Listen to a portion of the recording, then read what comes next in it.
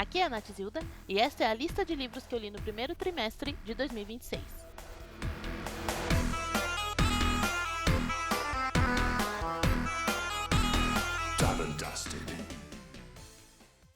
Começando com os livros de janeiro, eu li os 3 primeiros livros da série do Comando Sul, de Jeff Vandermeer: Aniquilação, Autoridade e Aceitação. A série fala sobre a Área X, uma área fechada pela agência do Comando Sul, depois que coisas estranhas começaram a acontecer e a fauna e flora começaram a exibir um comportamento fora do normal. A Aniquilação conta a história de uma bióloga que se voluntaria por uma expedição à Área X depois de seu marido voltar da última expedição agindo de uma forma estranha e depois morrendo de um câncer extremamente agressivo 6 meses depois. Junto com uma antropóloga, uma psicóloga e uma topógrafa, elas adentram a Área X com o objetivo de adquirir mais informações sobre as anomalias da região. Eu amei esse livro, é bem na medida certa do estranho, para você se sentir desconfortável, mas querer saber mais o que vai acontecer, em vez de só se sentir desconfortável, sabe? As cenas que eu mais gostei desse livro, principalmente, foram a da antropóloga, de quando a bióloga acha a antropóloga, e quando ela vê o golfinho pela primeira vez, que o golfinho ele tem um olhar de gente. É muito estranho, é muito horrível, assim. Esse livro é muito, muito bom. Eu penso nessas cenas toda vez que eu leio esse livro. A Autoridade segue logo depois dos acontecimentos do primeiro, mas conta a história de John Rodrigues, que usa o codinome Control, enquanto ele tenta desvendar, ele é o novo diretor do Comando Sul e ele tenta desvendar os mistérios da Área X e da própria agência governamental para qual ela trabalha, que não é exatamente normal, assim. Dos 3 livros da série, dos que eu li, né, porque tem mais um que eu não li, mas dos 3 livros da série eu achei esse o mais fraquinho. Ele é meio chatinho, assim, sabe? A história é muito boa, tem pelo menos um momento de enorme desconforto. E eu gosto muito dos personagens do livro. Tem um certo tom de insanidade em volta do Control, que é muito legal. Mas o livro em si, ele é meio paradão. Mas não... Porque o primeiro também é parado. Mas esse livro é parado de um jeito que é meio... Tá. E aí? Sabe? E aí eu não... Esse livro eu achei... Ele não é ruim, mas eu achei ele o mais fraquinho da primeira trilogia, né? Eu me pergunto se o jogo Control não chegou a puxar um pouquinho dessa série pra desenvolver o próprio pano de fundo. Pensando no nome do personagem, assim. Eu acho que é um nome muito específico. Então, eu não sei. Autoridade é um livro bom também. Aceitação termina a história desses personagens dos 2 livros anteriores e traz traz tanto os personagens quanto os leitores de volta para a Área X, falando mais sobre o passado de certas figuras que já foram mencionadas. A antiga diretora, tem também o velho que trabalhava no Farol, ele também tem um ponto de vista só dele durante o livro, assim. E é um dos mais interessantes, inclusive. Normalmente eu não gosto de... eu normalmente não gosto de flashback. Eu acho flashback meio chato nas histórias. Mas no caso de Aceitação, ele foi um flashback muito bem implementado. São 2 personagens que você fica sabendo sobre o passado. Mas foi muito bem implementada a forma como você descobre o passado desses personagens. Você fica querendo, às vezes, saber mais sobre o que aconteceu com eles no passado do que está acontecendo na história no futuro. Assim, bem legal. É o meu segundo livro favorito da série, porque o primeiro é o melhor de todos, na moral. Eu não quero falar muito sobre ele, porque isso vai acabar resultando em spoiler dos outros 2 livros anteriores. Eu acho que é uma série legal de você ir meio sem saber de nada do que tá acontecendo. Mas é um livro fantástico. Ele não responde muitas perguntas levantadas, mas ele ambienta, ele complementa muito a ambientação do universo e o universo, assim. Ele complementa o universo de um jeito muito legal. Tem um livro depois desses 3 que chama Absolution. Ele nem foi lançado aqui no Brasil ainda, ele só tem em inglês por enquanto. Inclusive eu li os 3 livros em inglês porque tava mais barato que comprar em português. Eu não li esse ainda, porque eu não comprei ele. Eu pretendo, eventualmente. Mas pelo que eu sei, ele na verdade é tipo uma prequel. Ele fala sobre a primeira expedição à Área X. Porque a expedição da bióloga é a expedição, acho que número 12, se eu não me engano.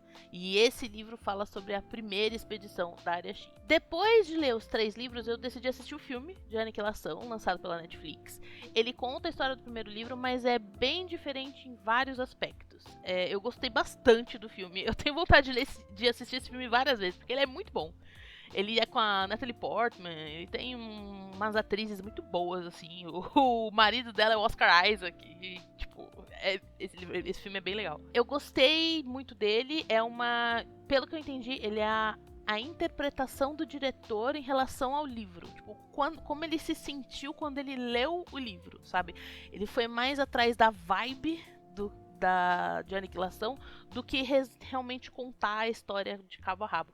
Eu acho que em parte porque ele queria que fosse um filme que fosse contido em si mesmo. E o livro de Aniquilação, eu acho que ele puxa mais para uma possível sequência do que o filme. O filme, ele tem um começo, ele finaliza a história, assim, sabe? Eu adoro quando essas coisas têm adaptações que não são exatamente iguais. Porque eu gosto quando as adaptações trazem um contexto novo pra essa história de um jeito legal, sabe? Tem adaptações que não fazem isso muito bem. Mas quando a adaptação ela traz uma coisa nova, eu acho muito mais legal do que quando ela só faz tudo certinho, assim. É uma coisa que eu não tinha antes, mas hoje em dia eu tenho. O último livro de janeiro foi Frankenstein, de Mary Shelley. Eu decidi ler esse livro depois de ter assistido o filme do Del Toro nos cinemas, que é muito bom, inclusive. E ler livros clássicos pra mim é uma experiência muito interessante, porque eu sempre fico meio de pé atrás na hora que eu vou ler. Tipo, putz, será que eles é muito complexo, né? Será que eu vou ficar de saco cheio de ler porque é muito difícil a leitura? E no fim, eu sempre acabo apreciando muito mais, porque eu sempre tenho muito mais coisa pra anotar, muito mais o que pensar. Eu acho que a maneira com que eles são escritos como é menos direto. Eu acho que a maneira com que eles são escritos faz você realmente pensar no contexto da época e tal. Tem toda a questão histórica também, né? Sempre a leitura de livros clássicos é sempre uma experiência muito muito surpreendente pra mim. Frankenstein é sobre um aluno de faculdade do século XIX que decide criar um ser humano funcional a partir de partes de pessoas mortas. Ideia de universitário idiota. Logo que o monstro acorda, esse universitário burro egoísta se arrepende e simplesmente abandona o cara, finge que nada aconteceu. O monstro sai andando por aí, descobre que o ser humano é péssimo com todo mundo que é diferente dele e decide que vai atrás do criador dele pra exigir que o criador dele faça uma companheira pra ele. Essa é basicamente a história de Frankenstein. Eu acho que a maioria das pessoas já sabe sobre o que ele se trata. Curiosamente, o que mais me chamou a atenção nesse livro é a forma como as mulheres são retratadas nele. A instituição do casamento e do amor nesse livro são romantizadas e desejadas pelos homens, mas não pelas mulheres. As mulheres que não têm agência, basicamente, nesse livro, tomam as decisões delas baseadas em como elas vão impactar seus próprios futuros como esposas e cuidadoras. Então a gente tem a própria Elizabeth, que você não exatamente fica sabendo muito sobre o que a Elizabeth sente em relação ao Victor, muito embora a gente saiba que eles vão se casar em algum momento. A gente vê, tem uma moça turca que ela decide se casar com um cara francês e o livro deixa bem claro que ela tá fazendo isso pra sair da sociedade turca, pra não ser parte de um harém. E aí tem toda a questão racial aí de como os ingleses enxergam os turcos no geral. Mas eu não vou entrar no mérito disso, é mais o retrato da personagem, é mais a tomada de decisão dela é muito racional, assim, sabe? É muito, eu quero viver nessa sociedade porque eu quero ser mais livre, eu quero ter mais voz como mulher, né, numa sociedade do que na outra. E até a própria suposta esposa do monstro, que no final não existe, é até uma personagem muito trágica nesse sentido. Porque ela é uma mulher que tem tão pouca agência, mas tão pouca agência que ela só pode existir se um homem decidir que ela exista. E ela acaba não existindo, porque o homem vira e fala: ela não vai existir porque eu não quero que esse monstro exista, eu não quero criar outro monstro. E eu achei muito interessante essa visão, assim, ainda mais sabendo que a Mary Shelley era uma pessoa que tinha certas questões em relação a casamento, a mãe dela era extremamente feminista, então foi um retrato que me chamou muita atenção nesse livro. Porque eu não imaginei que fosse acontecer, né? Porque não é bem esse aspecto do livro não é bem o foco dele, né? Em fevereiro, eu comecei com essa pedrada, A Mão Esquerda da Escuridão, de Ursula K. Le Guin. Parte do ciclo Reynish, que é uma sequência de livros de ficção científica levemente relacionados entre si, mas não exatamente não é uma história que se segue, né? Conta a história de Zheng Li-ai, um embaixador de uma aliança humana interestelar que é mandado para o planeta Getten, a fim de estender o convite dessa aliança para os povos desse planeta. Além dele ter que lidar com esses conflitos políticos entre duas nações inimigas, que é um conflito interessante porque eles não exatamente estão em guerra, mas ao mesmo tempo eles estão, é como se fosse meio que uma guerra fria. O que é engraçado porque tem um desses povos é basicamente a União Soviética, assim, só que alien, né? Além de ter que lidar com esses conflitos políticos, também ele tem que procurar entender e se adaptar às diferenças culturais que são influenciadas pela fisiologia desses povos. Porque os humanos desse planeta, que é Getten, né? Que são os Gettenianos, eles são ambissexuais, sem gênero fixo. A anatomia deles muda de acordo com a necessidade, né? Durante o período fértil. Então, se dois seres humanos se juntam durante o período fértil, um acaba virando feminino e o outro acaba virando masculino, para que eles possam ter filhos. Além de ser um livro de partir o coração, que a história dele é muito triste, ele fez pensar bastante sobre a nossa relação entre o gênero e o indivíduo. E a facilidade que a gente tem de nos isolar e isolar os outros por conta dessa relação, sabe? Por conta dessa relação de poder e tal. Em seguida, eu peguei uma graphic novel, que foi presente de uma amiga. Ela se chama O Céu para Conquistar, de Yu Dori. Junto com Frankenstein, essa foi outra obra que me fez ponderar muito sobre a autonomia e a emancipação da mulher. Mas, ao contrário de Frankenstein, que trata disso às margens da história principal, essa é especificamente sobre isso. Ela fala sobre uma mulher holandesa chamada Amélie, filha de uma família anteriormente abastada, que hoje está mal das pernas. Ela se casa com um mercador holandês chamado Hans, que é rico, mas cuja riqueza depende de quão bem vão os negócios nas cidades porteiras. Porque ele é mercador e não vindo já de uma família influente, né? Assim como o nome já diz, Amélie quer conquistar o céu. O começo da HQ diz que ela viu que os homens já tinham tomado conta das terras e dos mares e decidiu que o céu seria dela. O que eu achei, assim, é um começo de história muito pedrada, assim, é muito... Já começa tipo, pá, sabe? Como inventora, ela toma um pouquinho do tempo livre que ela tem entre limpar, cozinhar e agradar o marido para estudar como os pássaros e os morcegos voam. Encontrar uma forma de fazer o ser humano também voar. O marido, ele é um homem bronco, nojento, que dá mais atenção aos pequenos souvenirs que ele traz das viagens do que a mulher com quem ele se casou. Ele chama ela de bruxa porque ela tá estudando como voar. E assim, o trabalho dela é servidão e trabalho. Mesmo ela sendo mesmo ela sendo mulher de um homem rico, ela ainda é subserviente, sabe? Então, pra mulher não adianta se você nasce como criada ou não, você continua vivendo pelo homem, né? Ela só tem paz quando ele tá viajando. Ao voltar de uma dessas viagens de negócio, ele traz com ele literalmente uma escrava sexual chamada Saara. Que não é o nome dela de verdade, mas como ela é exótica, porque ela é chinesa, exótica entre aspas, né? Os senhores deram a ela o nome de um lugar que eles também consideram exótico, que é o deserto do Saara. Essa moça, ela é descrita pela obra como a pessoa mais linda que a Amélie já viu. E ela é desenhada de uma maneira exuberante mesmo. Ela tem cabelos longos, negros, ondulados. Ela tem um olhar doce. O sorriso dela é lindo. O corpo dela é lindo. As roupas que ela usa são lindas. Ela é o personagem mais bonito dessa HQ. Ela é muito linda. Mas ao mesmo tempo que a Amélie tem esse fascínio e a admiração por essa moça, isso é até retratado dentro da sexualidade da Amélie, é mostrado de forma bem explícita na HQ, ela também tem muito ódio por essa moça, que é incentivado até pelas criadas, que veem essa escrava sexual do senhor da casa como uma intrusa, e não como uma pessoa que precisa da proteção por estar nesse ponto de vulnerabilidade, né?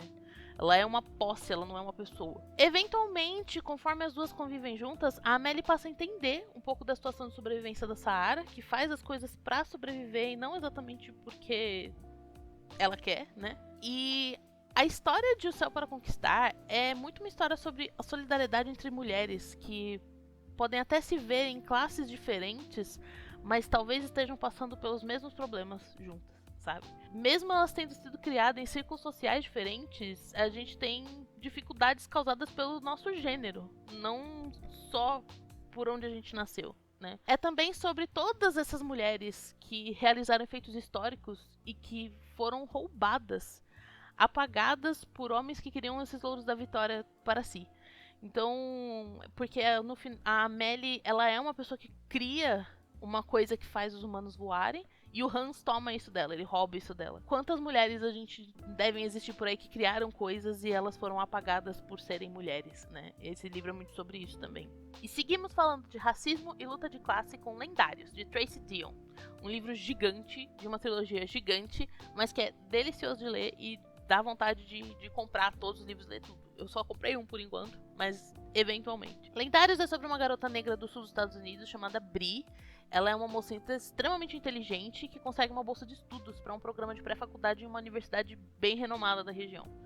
Ela e a mãe brigam por conta disso, porque a mãe não quer que ela vá. E antes delas poderem fazer as pazes, a mãe dela morre num acidente de carro e joga ela e o pai em um luto bem confuso, porque é bem no momento que a Bri tá pra sair de casa pra estudar longe e os dois perderam a pessoa mais importante da vida deles, e aí como é que eles vão fazer isso, sabe? Na faculdade, no primeiro passeio de boas-vindas pros calouros que ela participa, ela descobre que alguns alunos lutam contra demônios invisíveis, que por algum motivo ela consegue ver. Ela não sabe porquê, mas ela consegue. E aí, nisso, esses dois alunos que conseguem lutar contra esses demônios veem que ela percebeu e apagam a memória dela. Mas depois disso ela percebe que ela é parcialmente imune às magias de apagar memória. E que esse tipo de magia de apagar memória é muito parecido com o que ela sentiu quando o policial da cidade dela foi dar a notícia do acidente de carro em que a mãe morreu. Então, por causa disso, a Bri decide entrar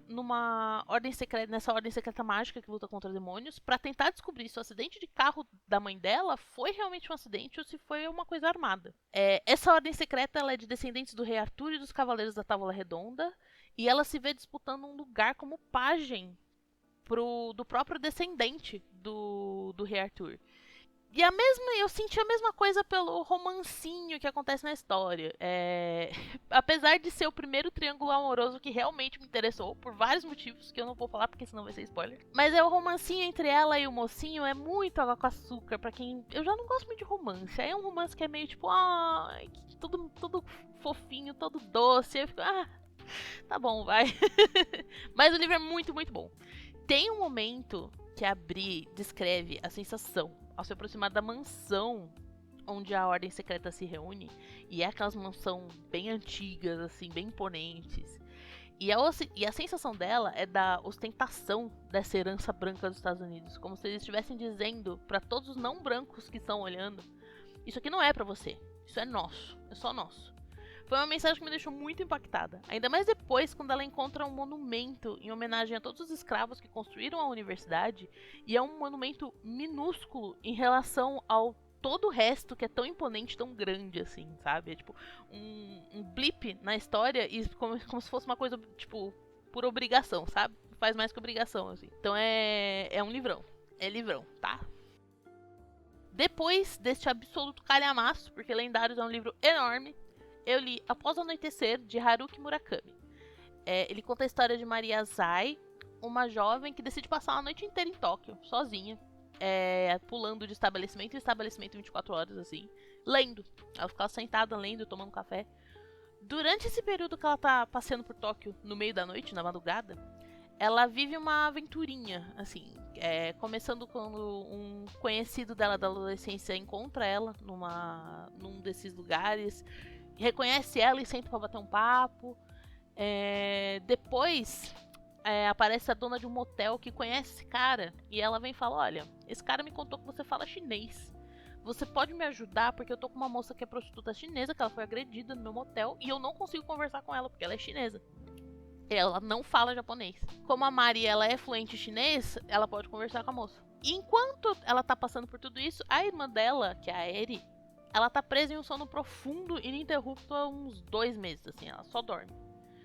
Eu já ouvi falar muito bem e muito mal desse autor. Tem gente que gosta muito do trabalho dele, tem gente que não gosta muito. E uma das maiores críticas em relação a ele é que os livros são todos livros de tipo homem triste, sabe? Olha como o homem é sofredor, olha ele passeando sozinho, ninguém ama ele, tudo que ele queria era uma mulher para aquecê-lo, né? Que normalmente tem mulheres escritas de formas não necessariamente ofensivas, mas rasas e que servem apenas ao desenvolvimento do homem na narrativa, né? Elas são personagens muito vazios se você tira o homem, né, dessas personagens. Esse livro foi me emprestado por uma amiga também, e a descrição que ela me deu é que é um dos mais legais do Haruki Murakami. Em parte porque tem uma protagonista mulher, então já evita esse problema da mulher servir apenas ao homem, porque se ela é a protagonista, então a narrativa precisa eventualmente servir a ela, né? O que não acontece em muitos livros em que homens fazem protagonista mulher, mas acontece aqui, porque a história da Mari não tem nada a ver com um homem, com algum interesse amoroso, nem nada. A história é muito sobre ela, né? Eu gostei muito do livro, eu achei ele bem divertido e bem introspectivo em vários momentos. Ele tem uma vibe meio Twin Peaks rolando na história, assim, porque tem toda uma estranheza em volta de tudo. Apesar de ser uma história bem mundana por parte da Mari, ela vive umas coisas meio absurdas, né? Do lado da Eri, tem uma coisa paranormal acontecendo, porque de repente a televisão dela, que tá desligada da tomada, liga. E tem um cara dentro da televisão olhando pro quarto dela. E eventualmente ela é transportada pra dentro da televisão. Então tem todo um sobrenatural acontecendo aí. Todo esse estranho em volta tanto da historinha da Mari quanto da história da Eri cria uma curiosidade da gente saber mais. Ou pelo menos saber o que vai acontecer depois, né? Não precisa exatamente ter uma explicação, mas pelo menos uma resolução. E a gente quer saber mais, né? Tem um momento... É legal porque todas as historinhas acontecendo nesse livro, elas são bem fechadinhas umas nas outras, mas elas não exatamente se resolvem juntando tudo ao mesmo tempo, né? Por exemplo, a resolução da história da prostituta, você descobre meio que no plano de fundo da história da Mari, quando ela tá batendo papo com o menino que ela viu no restaurante, e atrás você vê a moto do cafetão atrás, que ele tá indo atrás do cara que bateu na moça pra tirar satisfação. E a gente sabe disso porque a gente viu tudo isso acontecer, a gente viu o ponto de vista do cara que agrediu a moça, né? Mas a gente nunca vai saber o que aconteceu com ele, mas a gente vê o futuro dele passando atrás da Mari, assim, tá? Então é bem legal. É tudo muito encaixadinho, muito estranho, mas bem desenvolvido ao mesmo tempo, né? Existe um elemento de homem escrevendo mulher. Por exemplo, por que o maior conflito do livro tem que ser uma prostituta imigrante sendo agredida, sabe? Mas no geral ele é um livro bem interessante, os personagens são bem divertidos, eu amo a dona do motel, ela é o melhor boneco, e ele traz uma discussão legal sobre identidade e a pressão da sociedade em volta da escolha dos jovens para seu futuro. Porque tem a Mari fugindo da casa dos pais de duas formas, tanto para passear no meio da noite, quanto na decisão dela de fazer intercâmbio na China. Tem também o Takahashi, que é o amigo que encontra ela no restaurante. Ele tem paixão por jazz, mas ele vai abrir mão dessa paixão por jazz para fazer direito, que é o que ele sabe que vai trazer futuro para ele. Então tem toda essa... E aí tem a Eri, que é uma mulher de enorme potencial. Ela é linda, ela é modelo de revista, ela é tudo que a irmã sempre quis ser. E ela tá fugindo de tudo isso, dormindo para sempre. E eu me pergunto até se no final desse livro eu até tive esse questionamento de se a Mari e ela não são a mesma pessoa. Como se ela fosse meio que uma versão dos desejos da Mari de escapar das pressões sociais constantes, sabe? É um livro muito bom. E ele é curtinho, assim, ele não demora muito pra ler. Acho que ele tem umas 200 páginas por aí. Ele é bem curtinho, bem legal. Nos livros de março, eu comecei com Mike Seven, de Edward Ashton. Mike Seven é sobre Mike, que é um homem que parte de uma expedição pra um planeta longínquo, numa missão de tornar esse planeta habitável aos humanos, né? E o Mike, ele é um cara que o livro chama de prescindível, que é um homem que permitiu que escaneassem a composição orgânica e todas as memórias dele, do cérebro dele. Então, quando ele morre, tem uma máquina que reconstitui ele de novo. Ele faz uma cópia dele, com as mesmas memórias, com as mesmas, pelo menos as últimas memórias que ele colocou no servidor, né? Então ele meio que revive, mas não é exatamente ele, é uma cópia dele. Então, por conta dele sempre reviver, entre aspas, ele é um membro da expedição que é responsável por tarefas extremamente arriscadas e mortais, tipo mexer com radiação, investigar cavernas desconhecidas, lutar contra as criaturas do planeta que eles estão tentando colonizar e por aí. A história segue a 7ª instância do Mike, por isso chama Mike Seven, que ele é deixado pra morrer pelo melhor amigo, inclusive, em um complexo de túneis subterrâneos nesse planeta, que é um planeta gelado, assim, né? Então já se supõe, putz, ele ficou preso ali, ele vai morrer. Como ele é reconstituído, o melhor amigo não quis se arriscar pra salvar ele. Então falou, eu vou avisar você que você morreu e aí eles só fazem você de novo. Você vai reviver, né? Só que o problema é que o Mike não morre. Quando ele volta pra base, depois de escapar do túnel, ele descobre que a morte dele já tinha sido reportada e agora tem mais uma versão dele tomando seu lugar, o que é contra as regras dentro dessa expedição. Então ele tá ferrado, porque se descobrirem que tem 2 deles, vão matar os 2. E é bem interessante, porque tem esse negócio de todo mundo em volta dele achar, se você morrer, você volta, né? Só que na verdade não. O próximo que renascer não é ele. E esse livro mostra muito isso, porque na verdade tem 2 dele agora. E a outra versão dele não tem todas as memórias, porque ele não tinha... Fazia uns meses que ele não subia as memórias pro servidor. Então é um outro cara que não passou pelas mesmas experiências que ele passou, porque não se lembra dessas experiências. Então é bem interessante isso. Eu não gostei muito do livro, apesar de toda essa parte, eu não gostei muito do livro, eu achei ele bem mediano. Ele tem uns momentos interessantes, tem momentos porque esse cara ele é historiador. E aí ele tem momentos que ele decide contar a história do universo, né? Por que os humanos passaram a colonizar planetas, algumas histórias sobre esse processo de colonização e tal. E essa parte dele contar sobre o plano de fundo de todo esse universo tem um tom parecido com o Guia do Mochileiro das Galáxias, então é bem divertido de ler, sabe? É tipo um Guia do Mochileiro meio piorzinho assim, mas é divertido de ler, não é ruim, é bem legal. Só que a história do Mike em si nossa, é muito chato. Em grande parte porque os personagens desse livro são intoleráveis. O Mike é desagradável, o melhor amigo dele é desagradável, a namorada dele é desagradável, o chefe é desagradável, é todo mundo simplesmente intragável nesse livro. E eu não queria que nenhum deles se desse bem. Tinha um momento que eu estava querendo que matassem os 2 Mike de uma vez pra acabar com o meu sofrimento. Porque esse livro é muito chato nessa parte. Nossa senhora. Quando ele acabou, eu dei graças a Deus. E ele acabou de um jeito bem interessante até. Acho que as decisões que o Mike toma no final são bem legais, assim. Mas, sei lá, eu não acho que valeu tanto a pena ter lido isso daí. Eu não vi o filme, porque tem um filme com o Robert Pattinson, né, desse livro. Eu não vi o filme. Talvez o filme seja mais legal, mas eu não... Sei lá. Eu não comprei muito, não. Pra tirar esse retrogosto desgraçado de Mike Seven, eu decidi ler uma coletânea de quadrinhos do Homem Borracha, da DC. São as histórias desenhadas... Primeiro, acho que as primeiras são do Kyler Baker. E a segunda são do Jack Cole. Tem um que é, tipo, o original. E aí tem outro que é meio que uma versão mais atualizada. Que é um estilo bem cartunescão, assim. Parece meio Looney Tunes. E a história é meio assim também. Ela é meio galhofona, assim, sabe? É bem divertido, é bem engraçado. É tipo um Freakazoid um pouco menos engraçado. Eu acho o Freakazoid mais legal. Mas é bem divertido e tal. Não tenho muito o que dizer sobre essa coletânea. Foi divertido. Foi uma coisa que eu li num dia só. Porque história em quadrinhos normalmente é rapidinho, né, de ler. O Céu para Conquistar eu li em 2 dias, assim. Foi bem rápido. Então foi legal. Não tem muito o que dizer sobre isso. Por fim... Terminando o primeiro trimestre de 2026, eu li Bunny, de Mona Awad. Ela conta a história da Samantha, que é uma moça com bolsa de mestrado na Universidade Warren, dos Estados Unidos. Que, inclusive, pesquisando sobre essa universidade, eu descobri que eu acho que ela não existe, mas era o nome de uma universidade meio fraudulenta dos Estados Unidos, que era EAD. Que pela pesquisa federal, por conta de uma investigação federal, eles descobriram que era tipo uma fazedora de diploma, sabe? Era uma coisa meio fraudulenta mesmo. E ela operou até 2009. Então essa universidade eu acho que ela não existe mais. Mas é a universidade... E eu acho muito engraçado ter sido esse o nome que a Mona Awad escolheu para a universidade fictícia da Samantha.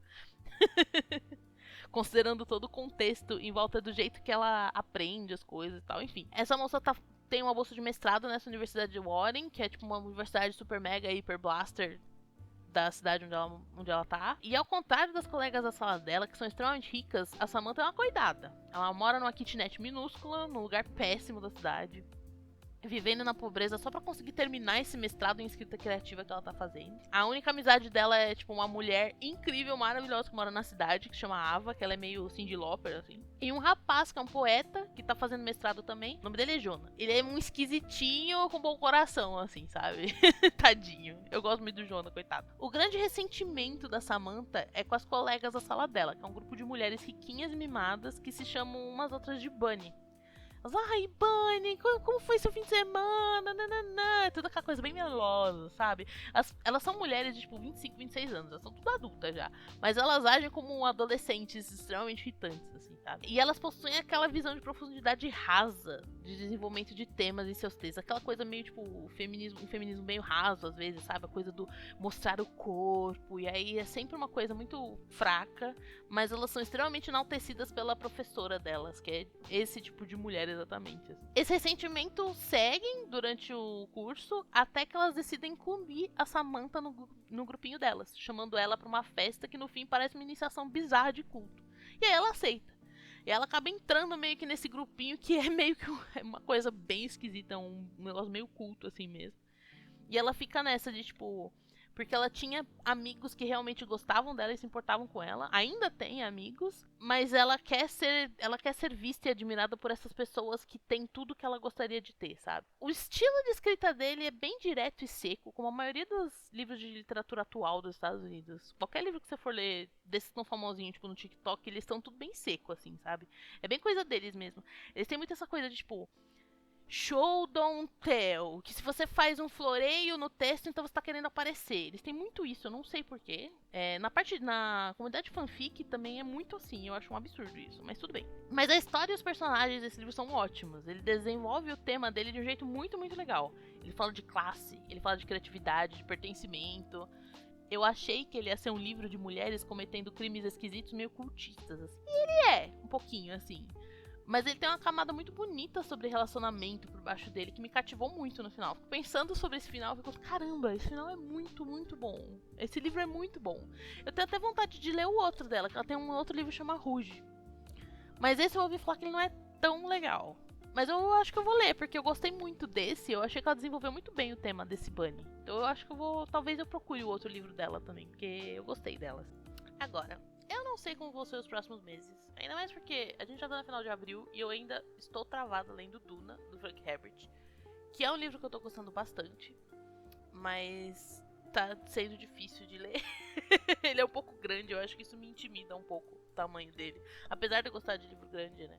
Mas tem bastante livro legal me esperando ainda. E muitos desenhos pra eu fazer enquanto falo sobre livro com vocês. Então eu espero trazer mais conteúdo interessante pro canal nos próximos meses. Quem sabe pegar um livro específico e dar uma destrinchada nele. Ou falar sobre gêneros específicos de livros que eu gosto.